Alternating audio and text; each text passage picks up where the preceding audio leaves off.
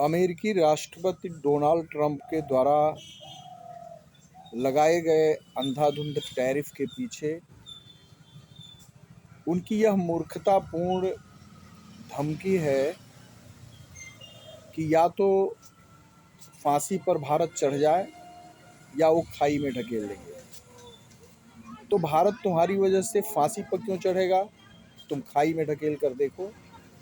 कि तुम खाई में गिरते हो कि भारत खाई में गिरता है। वास्तव में ऐसी धमकियां भारत का कुछ बिगाड़ नहीं सकती, लेकिन भारत को आंतरिक एकता, जो भारत की आंतरिक एकता है, सनातन संस्कृति के सभी शाखाओं, सिख, जैन, बौद्ध और हिंदू के प्रति आपसी विश्वास और साथ ही साथ सभी जातियों, चाहे वो अनुसूचित जाति वर्ग की जातियां हों, चाहे वो अन्य पिछड़ा वर्ग की जातियां हों, चाहे अन्य जातियां हों,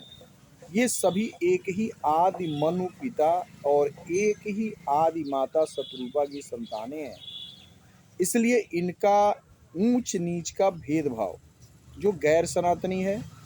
गैर वैदिक है, सनातनी ग्रंथों में कहीं ऊंच नीच जात पात का भेदभाव नहीं है। जातियां कुल के रूप में हैं,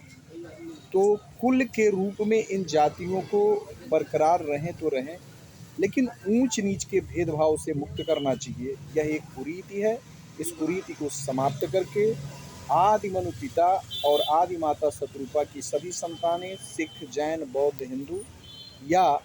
अनुसूचित जाति जनजाति की जातियां या पिछड़ा वर्ग की जातियां या अन्य जातियां सभी आपस में भाईचारा से रहें, एक दूसरे को बराबर समझें और एक दूसरे के साथ एकजुट होकर यदि संगठित हो जाएं, तो ट्रंप क्या है, इस सारी दुनिया की भारत विरोधी शक्तियां अगर एकजुट भी हो जाएं, तो अंततः उन भारत विरोधी शक्तियों की करारी पराजय होगी और भारत विजयी रहा है, हमेशा विजयी रहेगा। लेकिन हमें एकता बनानी पड़ेगी, न्याय की स्थापना करनी पड़ेगी और आपसी एकता का जो सूत्र है कि एक दूसरे के साथ न्याय किया जाए, तो वह सामाजिक न्याय जो एक कुरीति के कारण क्षरित हो रहा है, उस सामाजिक कुरीति ऊंच नीच के भेदभाव को खत्म करके सभी को समानतापूर्ण व्यवहार करना पड़ेगा और एकताबद्ध होने के बाद हम विजयी थे, विजयी रहेंगे और विजयी ही रहेंगे। वंदे मातरम।